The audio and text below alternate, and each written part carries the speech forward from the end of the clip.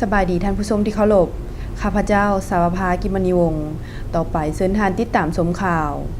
สมาชิกสภาแห่งชาติประกอบคำเห็นใช้ทางกฎหมายว่าด้วยการผังเมืองฉบับปรับปรุง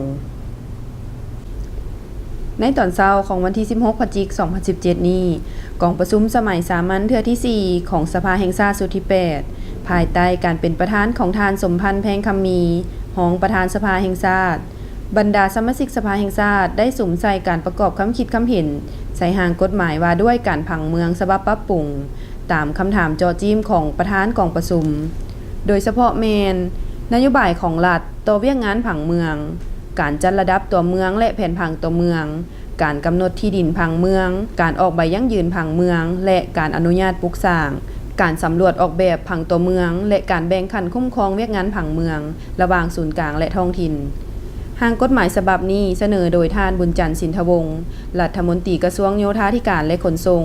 โดยมีจุดประสงค์เพื่อปรับปรุงให้มีเนื้อในจะแจ้งครบถ้วนและรัดกุมเพราะว่าจะเป็นเครื่องมือที่สำคัญให้แก่การคุ้มครองติดตามและกวดกาเวียกงานผังเมือง